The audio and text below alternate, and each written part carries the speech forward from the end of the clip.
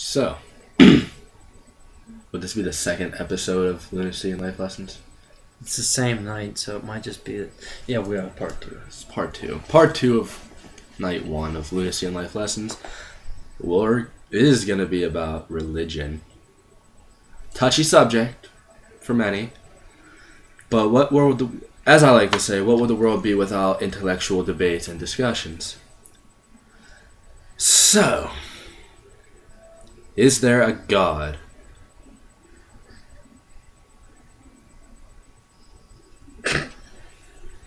Sorry. He laughs. I'm trying to be serious. Who knows? It's like George Carlin said, there's a God, but if you're bad, he sends you to a burning pit of fire where you suffer and choke and burn for all eternity until the end of time. But he loves you. See, I was born and raised Catholic. I wasn't born and raised anything. See how well that turned out. Now I'm in the military and I practice witchcraft for a religion. About 5-6 years ago, I started being about God. See, the way I see it is God is like Santa Claus and the Easter Bunny. At a very young age, you're told all this stuff about him to make him seem real. Because it's convenient. Yes. But at a very young age, you're going to believe what you're told. Santa Claus, the Easter Bunny, the Tooth Fairy, need I go on? But the only thing is, like Santa and the Tooth Fairy and all those other people, you just find a way that there's no possible way that they could exist. Like, is there really a little fairy that comes and steals my teeth and leaves me money? It'd be pretty awesome because I'd be knocking my own teeth out. But it just doesn't happen. There is no possible way that there could be this figure up in the sky watching everything we do. And the way I see it is people believe in God to help them better understand things that aren't understood, like death, which is very convenient because we have this nice little setup here. Anyway, someone dies that you know, that you loved, you get real upset. You start asking why did it have to be them? But then you're like, oh wait, he's with God now. He's in a better place. No, that's just, it's what Marilyn Manson calls the God Band-Aid. Everything that goes wrong, you just put the God Band-Aid on it. Oh, I just lost him, but he's with God now, so it's okay. He's rotting. In the ground. Not doing anything. Not Worm with God. food. He is worm food. And don't worry, when shit hits the fan and the zombies come back to life, you'll see him again, so it's okay. But for now, rotting, in the ground, dead. Basically. Maybe reincarnation. That's the only thing I believe. Reincarnation, maybe. Maybe, because what's the law? Some scientific law says that energy cannot be created or destroyed. And there's energy in everybody, in everything. So when we die, where's that energy go? What I think happens is when you die, your soul and all the energy is like cleansed and erased of all the memories and stuff that you've learned in this life, and it gets passed on to another being, whether that be a tree, a dog, or another person. There's energy in all of that, and it just doesn't come out of nowhere. Poof. I want to be reincarnated as a dog. They have a much simpler life. I want to be a kid. I want to be a panther. Anyway. Yeah, but a panther gotta look for his food. You dog, you can get your food brought to you. We're getting off subject. Yeah, anyway, back on topic. Exactly. So,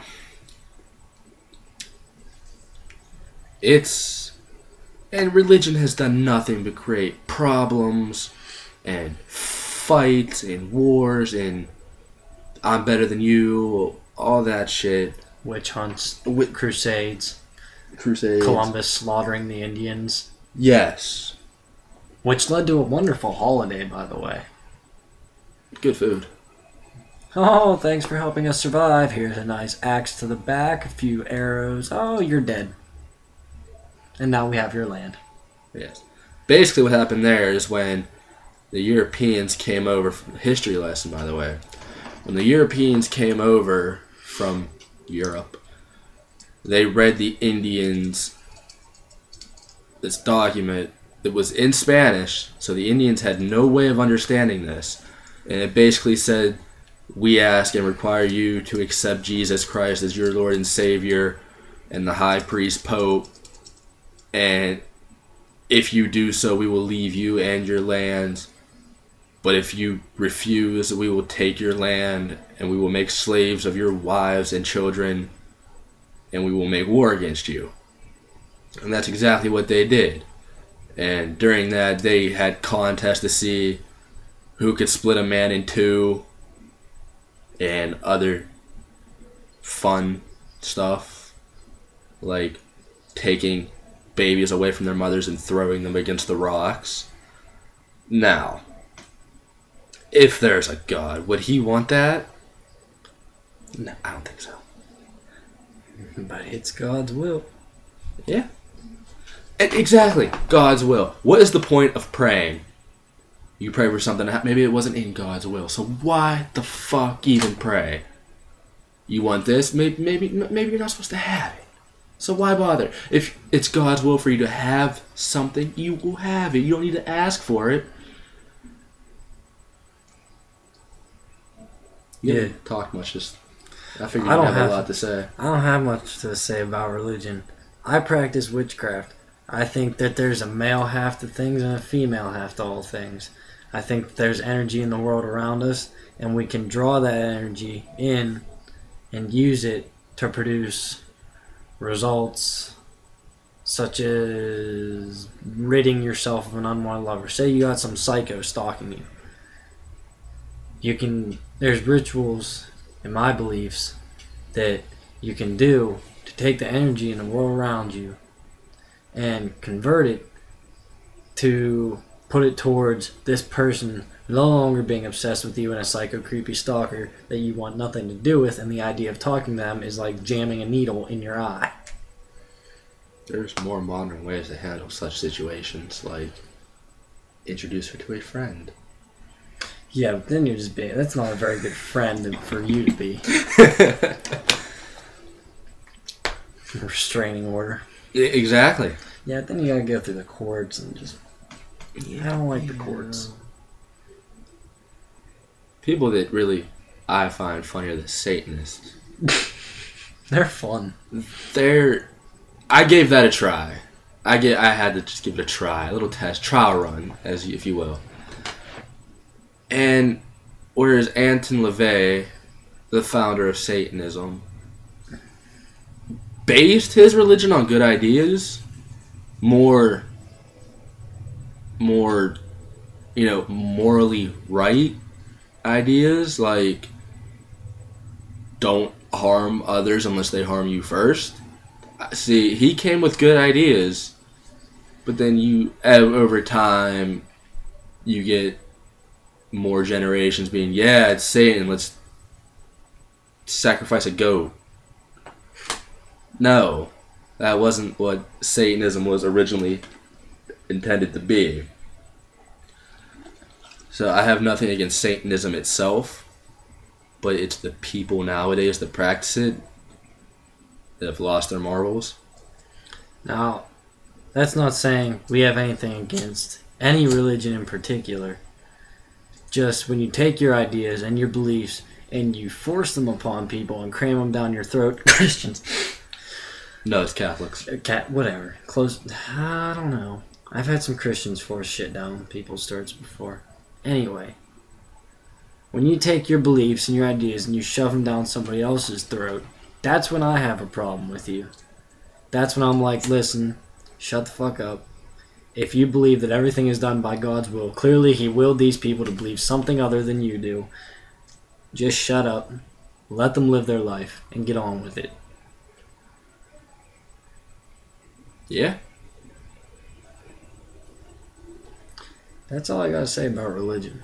That's about all I got, too. I mean, we could get into the second coming of Jesus. Yeah, that, too. Jesus. Alright. Jesus, yes. There was a man named Jesus. Jesus. And miracles, I don't believe that he rubbed this woman's back or something, or however the story goes, and she became better. But I believe there was a man named Jesus who did good things for people, and he died for such things. But he did not come back 3 days later. Because that, boys and girls, is where we get the idea of zombies. Jesus was the first zombie. He was a zombie Jew. So from now on, from now on, Easter, Happy Zombie Jew Day. That's basically it. I had one more. Where'd it go? I don't know. I don't think he walked on water either. Not physically possible. Absolutely not physically possible. You can't turn water into wine. You can't walk on water. Can't do it. Chris Angel walked on water. Listen. I know. And Moses parting the Red Sea. Did he lose a quarter? Alright, come on. That's... I'm sorry. That was mean. Okay, I'm sorry. But still, no, you're not going to get your old man staff and go woof and water's going to follow you. No. Just like Noah. What's the deal with the ark? I mean... Right. Actually, I did see something on TV on the History Channel a couple of days ago about they actually found the remains of an ark. Was there a flood? Yes. Was there an ark? Yes. Was it God's will? Probably not. Noah was just a ancient weatherman. He was the first weatherman. That's all it was. And he saw a flood coming. Boom. Builds an ark. He survives. Takes some animals on board. Yeah, I actually saw something. They actually found the remains of a ark huge-ass ark. The ark was real. On top of a mountain. Yeah, that shit happened. Yeah. I don't think God told him to do it, but... What to cue it? Makes for a good story.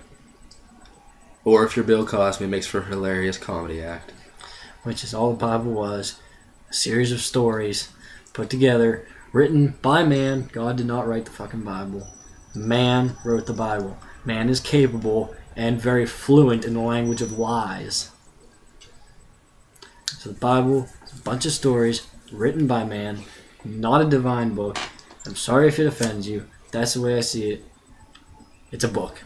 Some of the stories in there are pretty cool. Yes, I've read a few.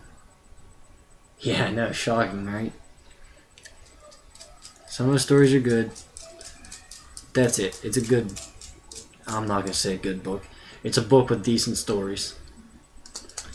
Yes, it teaches moral things, but most human beings should be born and bred and raised. Did you say born and bred? Yeah, born, bred, and raised. Oh, they said inbred. No, not born inbred. They should be born and bred I didn't hear to that. have good morals. And if not, your parents fucked up. You don't need God to fix that. We're coming up on 15 minutes. YouTube won't allow us to put anything else up. Alright, so I'm going to leave you with this.